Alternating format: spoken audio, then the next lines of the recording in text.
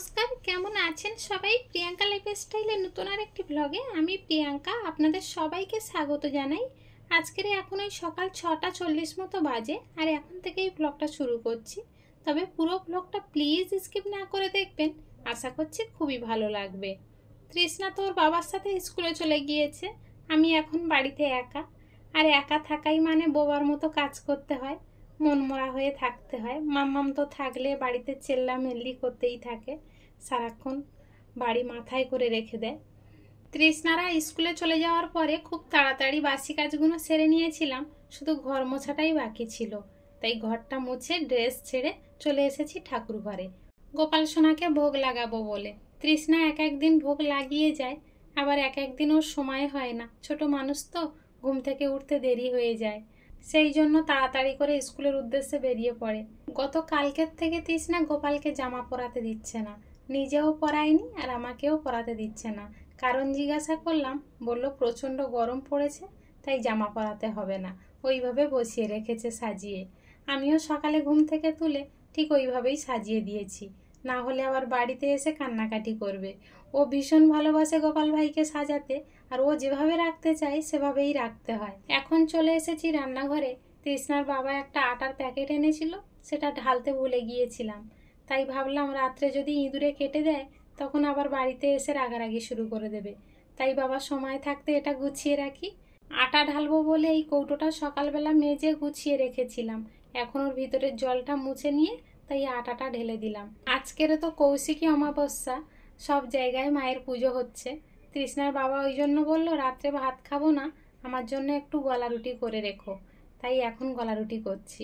জানেন তো, আমি আগে গলা রুটি করতে পারতাম না, সবাই করতো দেখতাম, আর আমি করতে গেলে না ভেঙে যেত, কড়াই থেকে তুলতেই পারতাম না।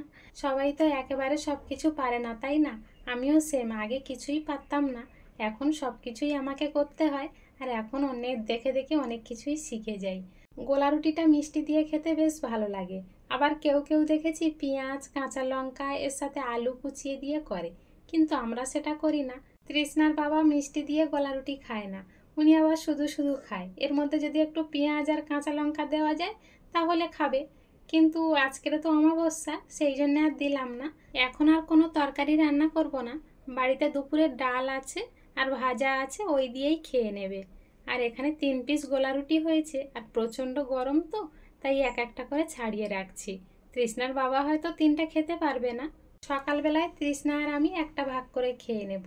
আর রুটিগুলো বেশ মোটা মোটা হয়েছে, তবে রাত্রে ভাত আছে, রাত্রে ওই জন্য খাবো না, ভাতগুলো আমি আর তৃষ্ণা খেয়ে নেব।